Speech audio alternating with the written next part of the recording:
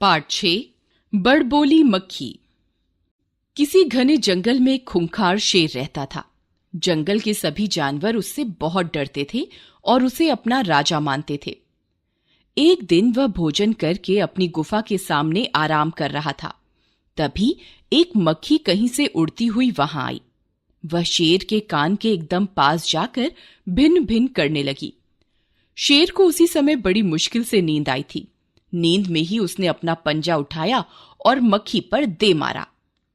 मक्खी उड़कर दूर चली गई, लेकिन उसने थोड़ी देर बाद फिर शेर के कान के पास आकर भिन भिन शुरू कर दी।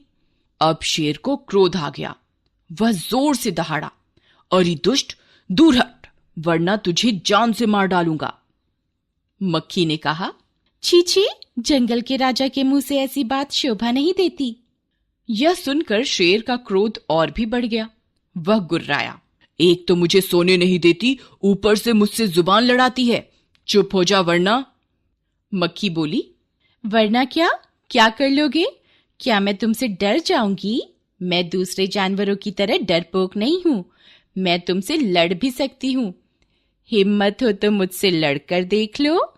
यह सुनकर शेर आग बबूला हो उठा।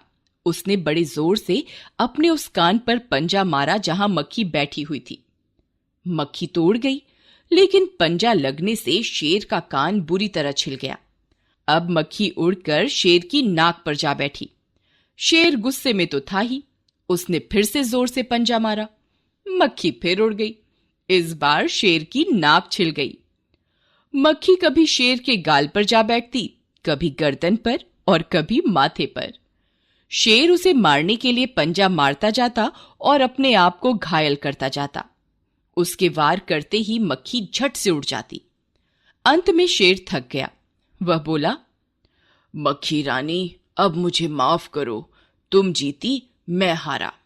अब मक्खी घमंड में भरकर उड़ती उड़ती आगे बढ़ी। सामने से एक हाथी आ रहा था। मक्खी ने कहा, अरे ओ हाथी, मुझे प्रणाम कर। मैंने अभी अभी जंगल के राजा को हराया है, इसलिए जंगल में अब मेरा राज चलेगा। हाथी ने सोचा, इस पागल मक्खी से बहस करने का क्या लाभ। हाथी ने अपनी सूंड ऊपर उठाकर मक्खी को प्रणाम किया और अपने रास्ते पर आगे बढ़ गया। सामने से एक लोमड़ी आ रही थी। उसने यह सब देखा तो वह मंद मंद मुस्कुराने लगी। उसे मुस्कुराता देख मक्खी ने लोमड़ी से कहा, अरे लोमड़ी, चल मुझे प्रणाम कर। तूने देखा नहीं, मैंने अभी अभी जंगल